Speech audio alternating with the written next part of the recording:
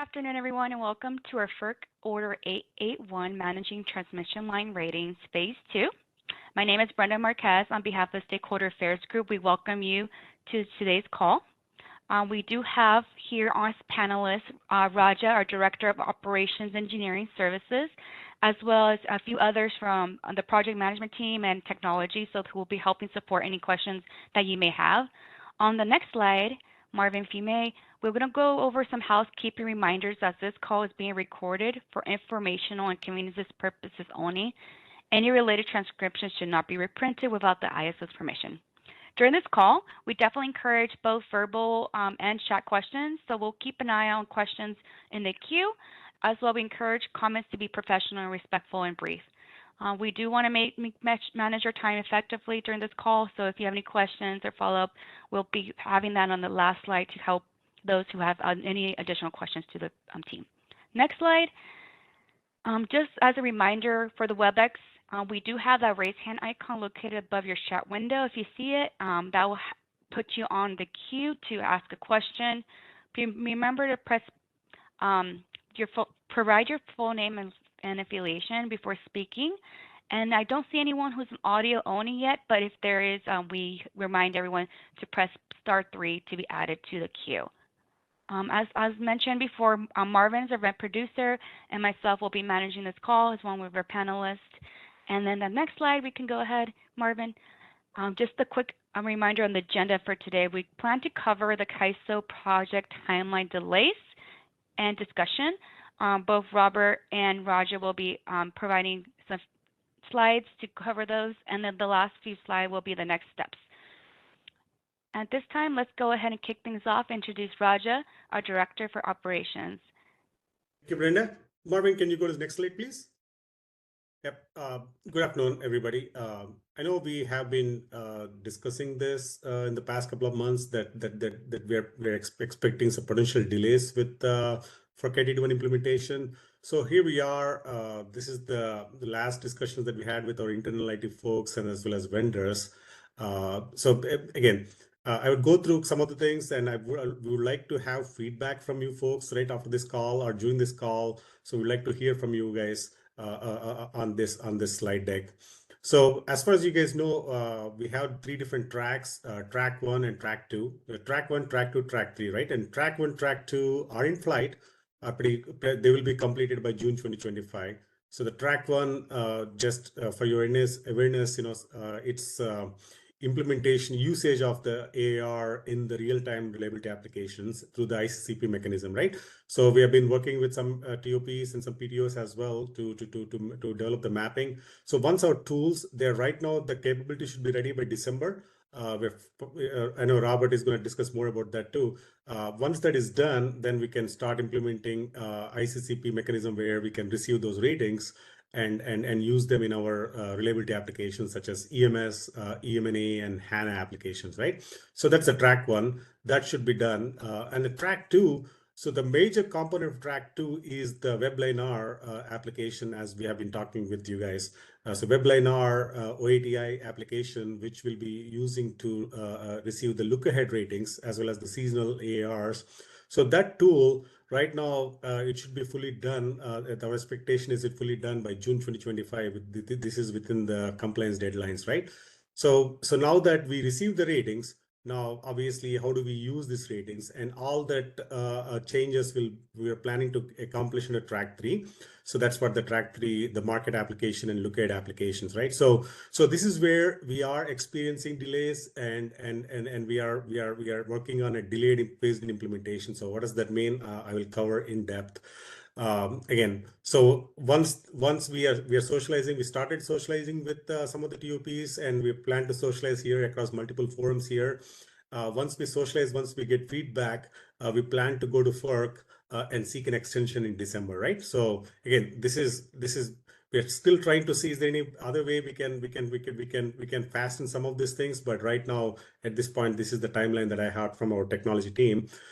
So once we get a feedback from you folks, we'll coordinate with you guys and at that point, go to FERC and ask for an extension in December, right? And again, as I mentioned, we would like to hear feedback from you folks on the next couple of slides. Marvin, next slide, please.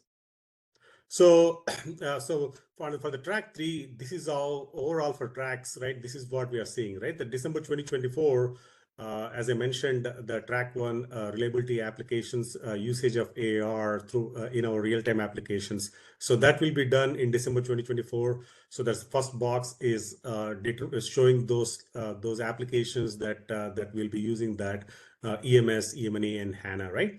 So again, no market usage in this. It's just reliability applications. So TOPs that chose, again, it's not a requirement yet. TOPs that are ready to send, they can work with us and start sending those AARs through ICCP into our applications. So now going to the next box, that's the June 2025 timeframe.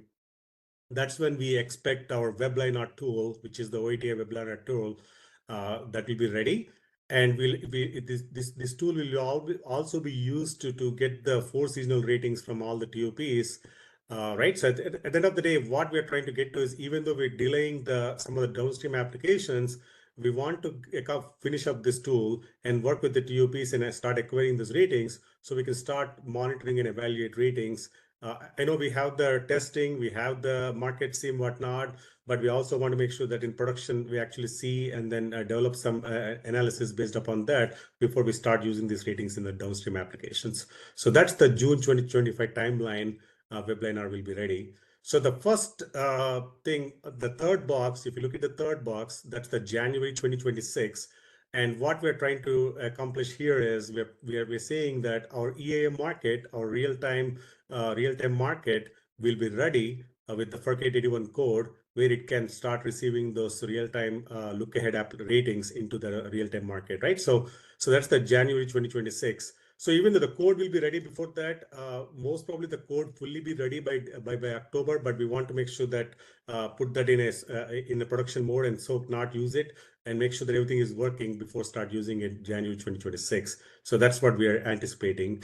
So January, once that is done, the real-time application is done, then the April 2026, the fourth box, that timeline is associated with the day-ahead market implementation. So again, the code is there. We'll enable that in April 2026.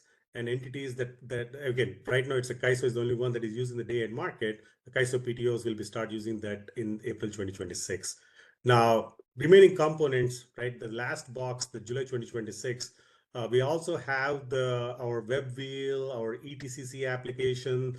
There's also some seasonal coil limit calculation, right? There's also hourly ATC calculation. So there's a lot more applications on top of the markets. So those will be start using in July 2026.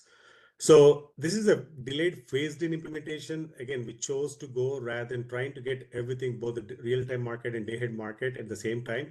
We plan to split them out and use the real-time market first in January 2026, and then day-ahead market in April 2026, so that we can actually make sure that the tools are working better, right, with this, because it's a big change to the system. So I'll stop here and see any feedback. I cannot see the chat line, but I'll let Marvin, even host, see if there's any hands raised or anything else. Yes, just to repeat instructions for you all, as we move to the Q&A portion of today's call, please enter the queue by using the WebEx raise hand icon, which is located on the bottom right of the participants panel. If you need to reveal the participants panel, please click the person icon on the lower right corner of WebEx. If you're a phone participant, you can dial *3 on your phone to enter the queue. You'll hear a beep tone when you're unmuted. At that time, please state your name and question. And we do have our first question here. I'll go ahead and unmute that individual. Yeah, go ahead. I can see. Thank you, Marvin. Hello. Hi, Manit. Yep, go ahead. Hi, Raja. I'm seeing that your new WebLiner will be ready June 2025. But do you have the specification and requirements? Obviously, we don't have the same tool. We don't have the ITOA kind of tool to, so we are not really sure of the WebLiner requirements. We would like your requirements sent to us so we can have GE or some other vendor help implement. Yep. Vanit, I think that's really good question. I know our Robert Kuch, our project manager, is going to talk in the next couple of slides. He's going to talk more about the timelines when we plan to share the APA, whatnot. Definitely, we have getting the feedback from the PTOs that we need to share that. We are stressing to our internal technology team as well as vendor to finalize that. They're pretty close to finalize, and I'll let Robert talk about that in next couple of minutes. Okay, And if thank you you. have any questions, you can definitely raise your hand back. Okay. All right. We did have someone else that had their hand raised, but I believe they lowered their hand. I saw something in the chat as well. Oh, we do have that person coming back in queue. I'll go ahead and unmute. Yeah, hi, is it, can you hear me? I'm sorry, I've got background noise. Yes. We can hear you, Richard. Yeah. Yeah, this is Richard Buckingham. Hey, a while back, we had discussion with the CAISO about being able to implement COI ratings that use other than the default sort of 70% NorCal hydro. Is that something that can be implemented, in any sort of time frame ahead of this? Because it doesn't require any ambient adjusted ratings. Even with the current seasonal ratings, we were told that you might be able to use like 2 daily ratings at some point prior to even the 2025 horizon. But is that on your radar to be able to have, like, for example, COI would be far more benefited by just a 1 or 2 daily additions to using a hydro level lower than 70% in sort of the default mode. Are you familiar with what I'm talking about? Yeah, Richard, I think definitely but I thought it was more of a discussion, but I don't think the team, the entities, again, my team performs those studies working with our COI participants, right? So I know there's discussion, but not in the direction that we need to implement that. But I can take back that question to the team and see where is it. But again, part of the 881, if the ratings change, we have to calculate the TTC for that with updated rating changes. So we are looking into that. And how do we do that? What type of calculations we need to perform in real time or in the day ahead time frame? So we're definitely working towards that. And if you look at the last box, that's why I mentioned the July 2026 timeline. We'll definitely implement that, right? And because it needs more tools, because it's a pretty labor-intensive work, just to update the rating. Yeah, that would be, I guess, transfer implementing the real-time nomogram and actually using real-time data. But I know even if you just used a simplified method to look at a second or third daily value, that could help. But I know it's not necessarily part of the 881 process, but at one point there had been discussion about, we could possibly have more than one daily rating in the TTC calculation that's posted for the ATC values. That was all my question. Anyway, I just appreciate being able to raise a question and have you consider or include it in your discussion. Yeah, definitely. I'll talk with my team. Yeah, there's a talk, but I don't think it was anything like concrete that, hey, we have to implement that, right? Correct. Yeah, Correct. It was a nice to do if possible. Yeah. But again, as I mentioned, right, we as part of the 881, we had to calculate TTC. So there's an opportunity for when we develop the tools there. Maybe there's an opportunity for us to look into those things and determine updated TTC for each hour, right? So, yeah. How do I? We'll definitely get there. Thank you. But thanks for raising the question, though. Okay, we'll take our next question here. Hi, this is Nadia Krantz with Pacific Core. Can you hear me okay? Yep, Nadia, we can hear you. Go ahead. Okay, perfect. Just a couple questions here. So with the delayed implementation of this, as long as the TOPs have are sending the CAISO data, we should essentially remain compliant. Is that correct? Yeah, I think that is the question, Nadia. That's a really good question. That's why we wanted to chat with you guys and make sure that when we go compliance, right, how does it look like? Do you guys need to do maybe we can have offline discussion with your compliance team as well. That's exactly the we need to have discussion with you folks more. If CAISO goes and asks for an extension, I know Andrew or is working on that. At some point in next couple of months, we're going to go. But if you need to have a discussion with your team and maybe come to an agreement, that might be really better. So yeah. Yeah, and then it's a really good question. Thank you. I appreciate that. And I appreciate you walking through this. And then one other question. So with the implementation in January in the real-time market, do you guys foresee, a good 3 months to essentially pick up any issues that the real-time market is going to have before going into the day ahead and launching of EDM? Yep, that's exactly the case why we did this phase in Nadia, so that we can, even though it's fully tested and everything, but with the data coming in, you never know, right, what will break. So we thought it will give us some time to fully test it in production from January to April, and then enable the day ahead market. Yep. Okay. Thank you. Yeah. Thank you. So I see a question from a chat, Michael French. I know I'll let Trevor. Trevor, can you see that question? Do you have a recommendation for TOPs that use more than 4 seasonal ratings?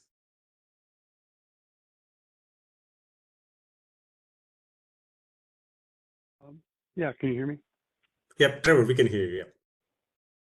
Yeah, so we had some discussions about this. So our system will only be able to consume 4 seasons, but we are setting up WebLine with the ability for you to upload through like a Excel or CSV file all your ratings in one shot, and then those can be sent to our downstream systems. So let's say you were using 12 seasons, you could, at the beginning of each month, just submit all your ratings for the next month and have them sent to our downstream systems through the WebLine portal.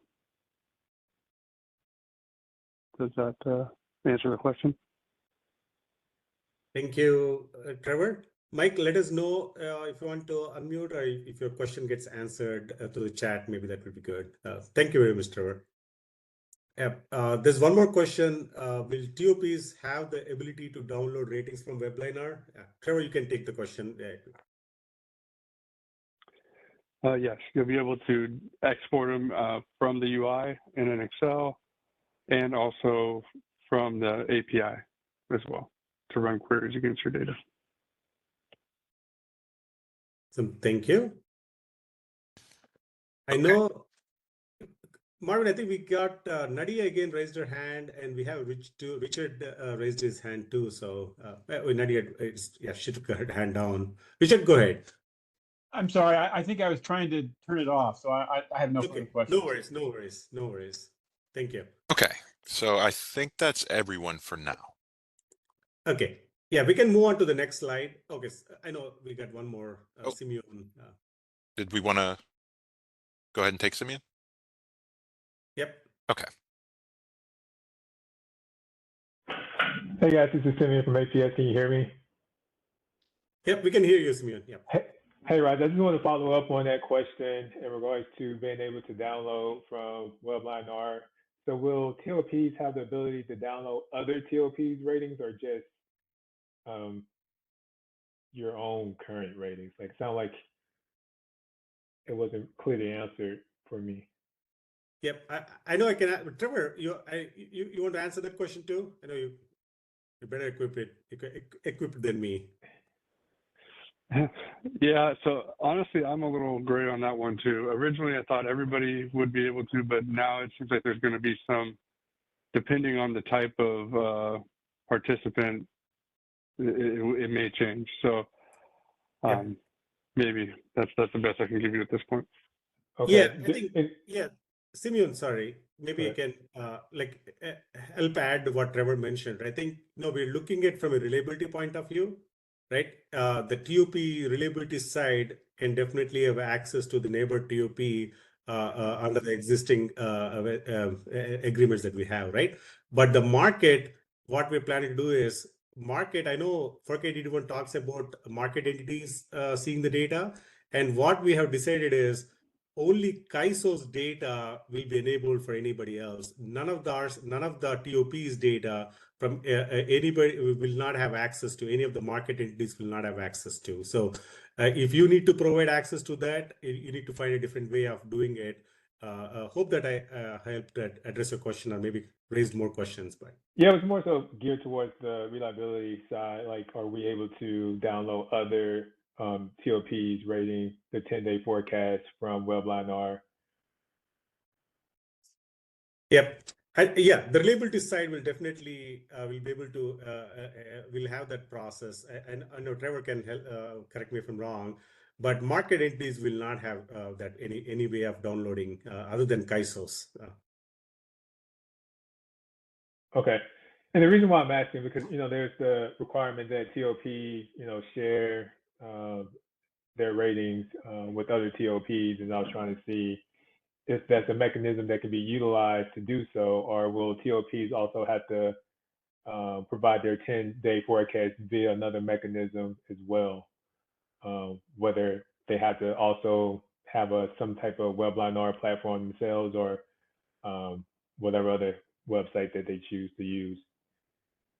Yeah, I think as I mentioned, right, the 881 talks about not just TOPs, it talk about a lot more entities that need to have access to the ratings. So that's why we said, since RCWS does not have any role in the market side, right, what we decided is only the reliability comp side will have access to it. So I think WebLineR, yeah, but not the market side. So you need to have separate process if you need to do any more sharing, the data sharing with entities that is not your neighboring TOPs. Okay. So, yeah, hope that helps address your questions, Simon. Thank you. Okay. I think there's some more questions in chat. I know this question to Trevor, like, does TOP have to have WebLineR in order to submit ARs to RC? Trevor, Robert can help that question.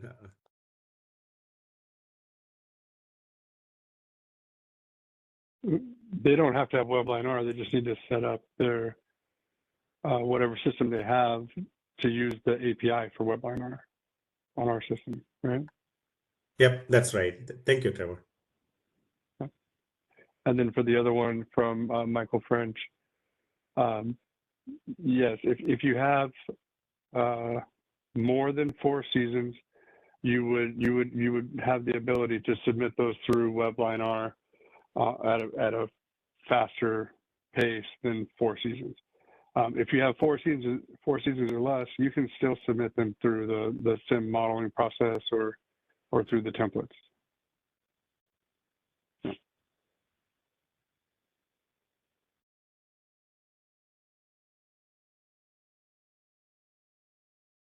Thank you, Trevor. Michael, hope that addresses your question. I know Indu raised her hand too. Indu, go ahead. Yes, we'll go ahead and unmute Indu now. All right. Thank you. Can you move Indu to panelist? Sorry. I certainly can, yes. Thank you. Sorry. Go ahead, Indu. Yes.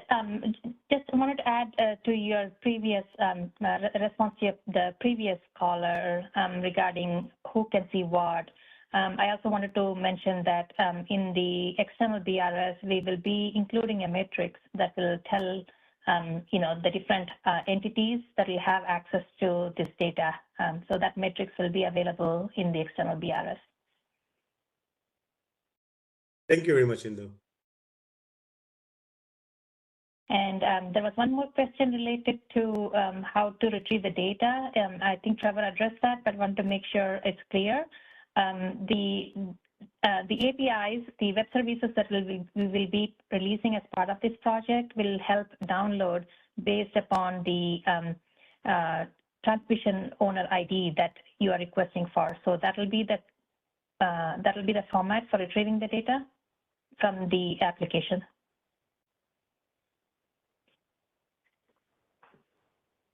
Thank you, Indu. Indu, I think there's one more question. I don't know if you're able to read on the chat, but if not, I can read it it's Daniel Murphy sent a question.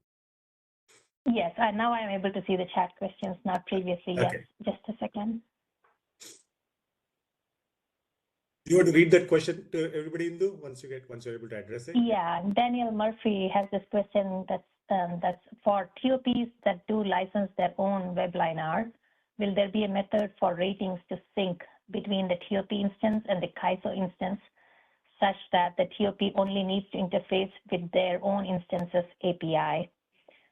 No, that's not how it'll be working. So the WebLiner that is being developed by our vendor and will be deployed on our environment is customized for the system operator needs, which is very different from the transmission operator's needs. So it's not the same. It's not the same modules or the same instance, if I can state that. So you will have to create the submission based upon the data that's there on your WebLiner and be able to send us to web services, to API, to our instance. And we will do our own validations and checks on that data.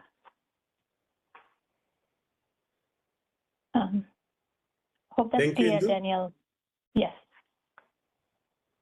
Yep, Daniel, let us know if you're fine with that answer. Thank you.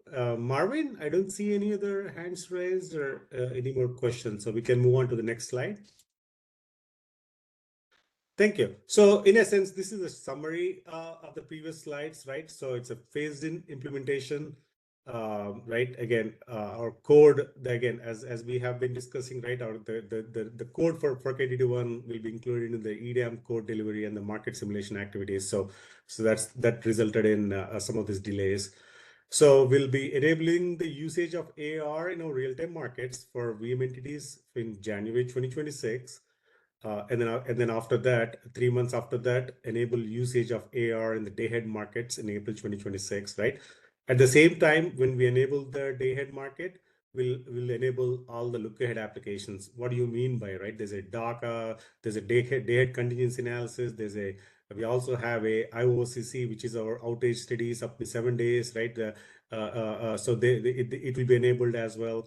So any of our look-ahead reliability applications that the RC West has, all those tools will start using these ARs starting April 2026 once the day-ahead market is enabled. And after that, by July 2026, we'll finish up remaining things, the TTC calculations, the COI, the discussions, there's a ARs in the RASes. It all depends upon if your TOP is actually planning to make any changes to the RASes in the field, then we have to make those changes in our modeling, in our reliability application. So those things we'll be enabling, as well as nomograms, right? All those things will be done by July 2026. So essentially, it's a cleanup, any of the remaining compliance that we need to finish up. So July 2026 essentially means 1 year delay, right? We're gonna go to FERC and ask for an extension for that in December. I think that's it from slide. I have next slide to Robert Pooch. We'll hand off to Robert. Yep, Robert, go ahead. Good afternoon. Wanted to go over really high level here the timeline we're looking for WebLiner, kind of starting where we are and kind of the path all the way to the end of June. So looking for what we're looking at, the first milestone here is the external BRS we've been talking about here. Right now we are targeting June 1st for that to be published. Once it's published, we have a review period. Everyone will be able to review the BRS, ask questions, provide comments and feedback to that BRS in that time period for this. I do want to also kind of note, looking as we are also talking about, we're going to the FERC for the filing in December. So this obviously is ahead of that filing. We're going to have to make notations in that BRS where the FERC filing may come into effect, letting them know that that requirement may not have been approved by FERC yet. Once we actually receive the FERC approval, then we'll update and repost the external BRS for you guys. So as far as the next question was, as far as the tech specs, we're looking at having the tech specs published middle of June, around the 15th. Actually, it's from our discussions we're not actually doing the traditional tech specs. We're doing kind of an open API standard for our understanding to provide much more detailed information that you guys really need. Along with that, the TS team will be putting together some additional documentation, questions and answers, helpful hints, and that will follow that a little later though. But that's where we're publishing the API specs for that.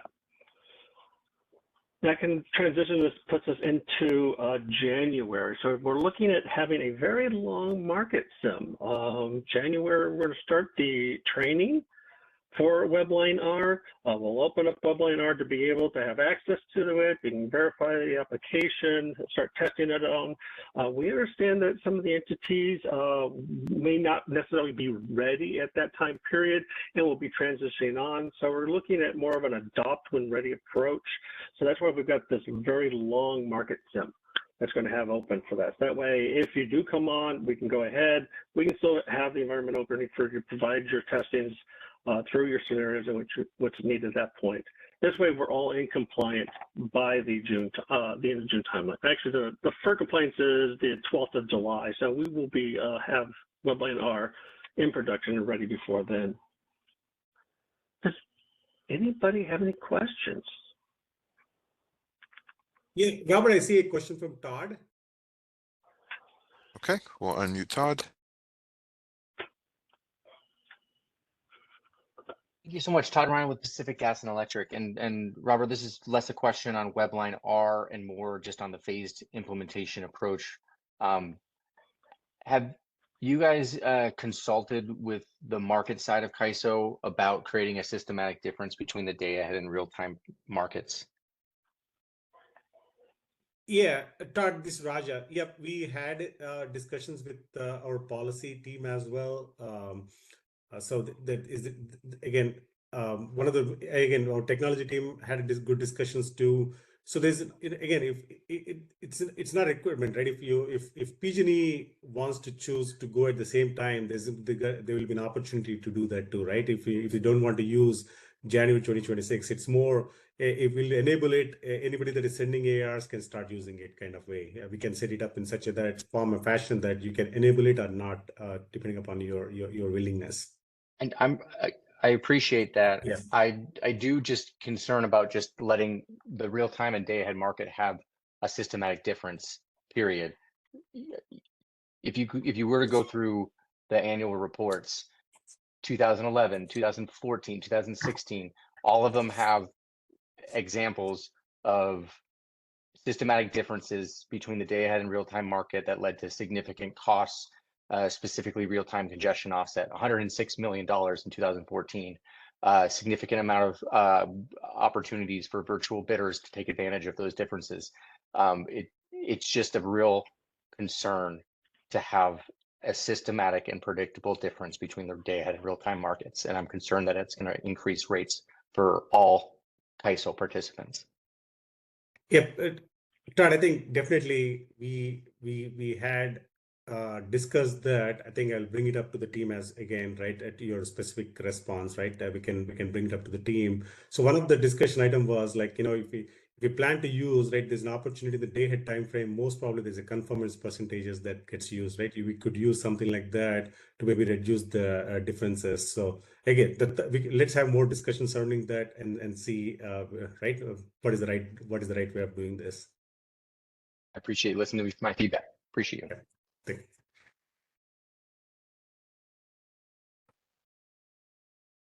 Okay, I don't see any other hands raised. I do see some stuff in the chat there.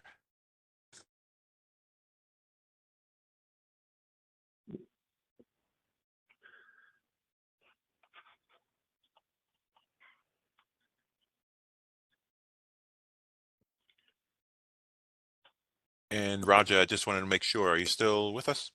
Yeah, I just opened my chat to read that question from Salman. I think it says, Salman, do you want to raise your hand and maybe go through that? Maybe that will be good for everybody. There's a couple of these. Yeah, there's a couple of them. One of them regarding as far as the TLPs being able to, so yes, when the specifications are published, that will apply for all, where the TLPs can be able to access through the API as well, and do the queries and information, the upload and download as needed at that point in time. And those are handled through the permissions. Okay, we have Salman's hand raised.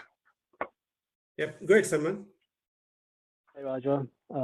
Yeah, I apologize for that long-winded question. I know this is probably a layered question here.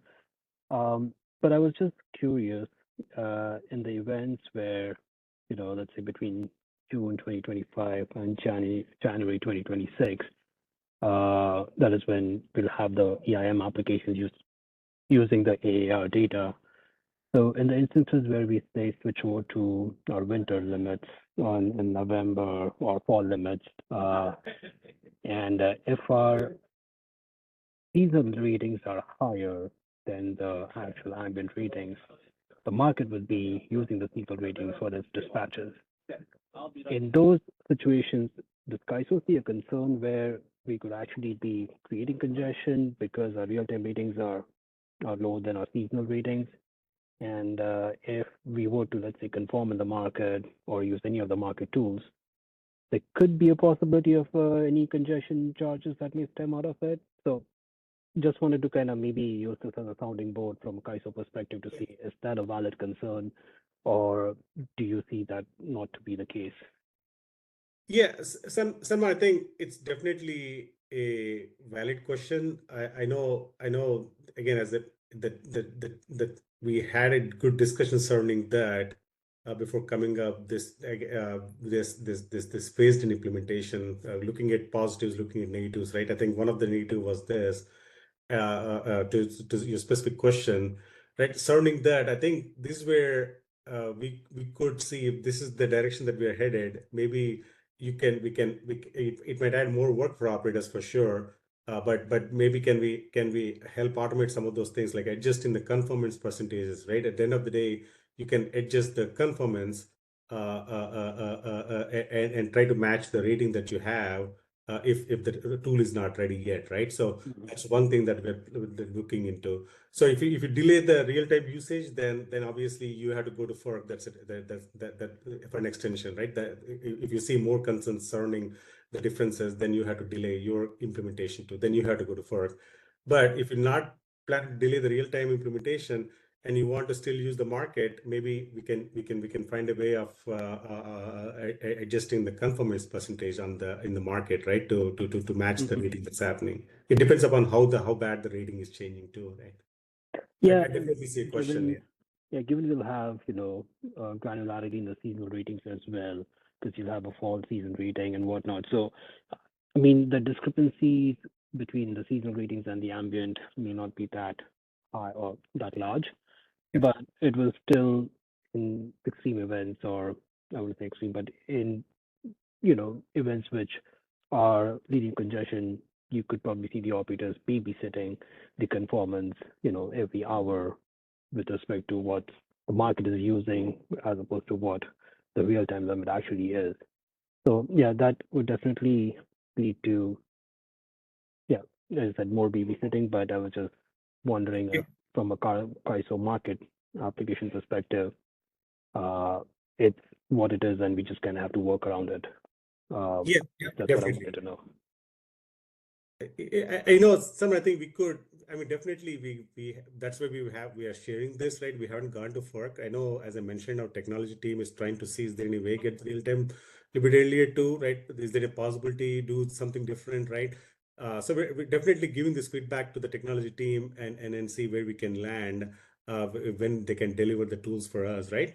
We'll definitely take this question. I know we can have an offline question too if this is the direction that our technology team is headed, that with respect to the delivery of this tool set, we can find a way working together and see is there any other ways we can help the adjusting the conformance, right? Is there any automation way we can do so that just we want to have more talks with you guys. Maybe we can set up an offline call and talk through that and see is there any other ways we can accomplish this. Yeah, absolutely. But it's a fair question. Yeah, and I haven't been following any of the EIM forums, so I don't know if this has already been discussed as part of the EIM platforms within the EIM entities. It was discussed, but we got some feedback. It's just a couple of weeks back, so that's why we want to hear from you folks more, and we can take this feedback and then talk with our teams and then come up with a good plan. Okay, sounds good. Yeah, good, definitely a good question. Thank you, Sam. Okay, next we have Todd in queue again. Hi, Todd Ryan with PG&E. Sorry if am misunderstood, but were you suggesting that the operators would do additional load conformance to try to make up the difference between flows that would occur in day ahead with one rating and real time with a different rating? Ted, can you elaborate that? You were saying using conformance. Are you talking about load conformance or are you talking about something else? The constraint conformance too, right? There's a constraint conformance that operators use today, Todd. Oh, okay, my apologies. I was mixing up conformances. Okay, thank you so much.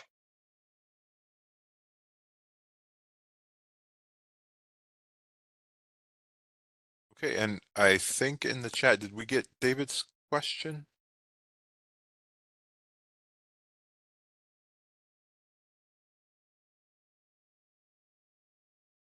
I think we got everybody's question, right? Or did we miss any question, Marvin? I saw one from David. I'm gonna post it here one more time. As I don't know if we got to that. Oh, it looks like David's raising his hand there. That'll work. David, you should be unmuted. Hi, David Nichols with Avista. I'll just go ahead and state the question. I see you have the published API specs on your timeline there, November. Will that have all the requirements that the TOPs need for submission to CAISO? And then will that also be consistent with the IRO 10 items that have already been posted in the updated spec from RC West? As far as the API specs, yeah, it should include, because the API specs should be, whether it's for the entities or for the TOPs, the connectivity should be defined. As far as what can be pulled and accessed, that's handled through the permissions level. So the specs will have that piece. As far as the IRO 10, I'm not as familiar with that one. Does anybody else in the ISO?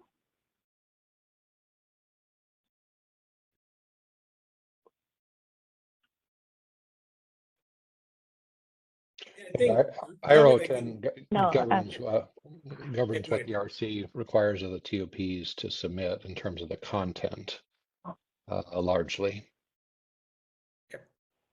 Yeah, David, this is Raja. I think, yeah, go ahead. No, go ahead, Raja. Yeah, I was going to say yes, but go ahead. No, yeah, I think Trisha and me and Rachel, we definitely talk about that. So we'll definitely need to accomplish that as well within these timelines. Hope that addresses David. We have to update that document too. Yeah, that's great. What I'm thinking is if you're only going to require real-time numbers, for example, by a certain date, then the IRO 10 should reflect that. And if you're going to require 240 hours out, of course, it should require that, and maybe on a different timeline, maybe not. But we just want to make sure it's clear what those requirements are. That's all. Thank you. Yeah, yeah, thank you.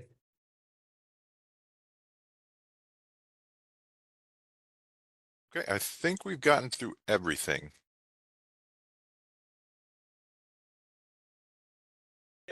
Thank you. Marvin, can we go to the next slide? So this is a question for TOPs. I know you guys are pretty, I mean, you are in a full flow. You're actually working and implementing on your side, and we wanted to hear where is your, at what phase is your facility rating, transmission line rating methodology documents, updating those with FERC 881. Like if you need RC's help to look into that and see if we can definitely help that. So just wanted to have the discussion item and see if anybody wants to talk about where you are. If not, we can talk. You can definitely talk with us offline with each of your updated transmission line rating methodology. And we are definitely curious to see what kind of exceptions will you have and how are you planning to document those in your facility line rating methodologies.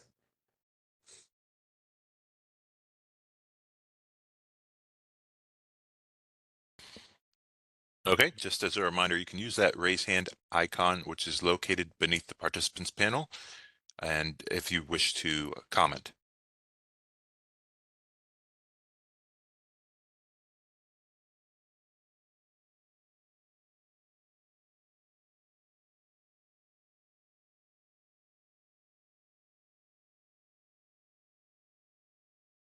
Okay, it doesn't.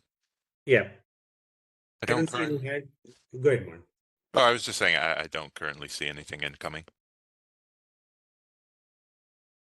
Yeah, I think, if you don't want to talk right now, right, in public forum, right, we definitely appreciate to hear from you folks where you are. And again, as I mentioned, if you need RCVS to look into that methodology documents, we can definitely help look into that as well. If you're able to send us those. If not, I think I can hand off to Brenda if there's no further questions or hands raised. Thank you, Raja. Yes, so as Raja mentioned, if there's any questions, we did try our best to track all those chat questions. This call is being recorded. We will plan to post this recording early next week. And also, if you can go to the next slide for our next steps, please, Marvin. Thank you. So for the next steps, we encourage everyone to submit comments for today's discussion by the end of the day, November 7th, 2024. And then also, if there's any additional questions related to the implementation of FERC order, there will be a future meeting that will be noticed as well. And I'm just quickly checking. We did repost those slides to the FERC AA1 Managing Transmission Line Initiative page. So I can provide that link here for everyone who has not been able to see that updated slide deck onto our page. But sending this to now all attendees to see it. And then lastly, we'll keep you all posted on anything in regards to updates or items for this call. But at this point, I don't have any. On the last slide, if you can, Marvin, we're just providing energy blog matters on what we have posted in recent articles. And then so if there's any questions, feel free to send us over, and then we will definitely have this recording posted by early next week. And thanks to everyone for the panelist group for participating in today's call. I'll pass it back to Marvin, my event producer, to close our meeting. Thank you. Thank you. That concludes our conference. Thank you for using Inteller. You may now disconnect.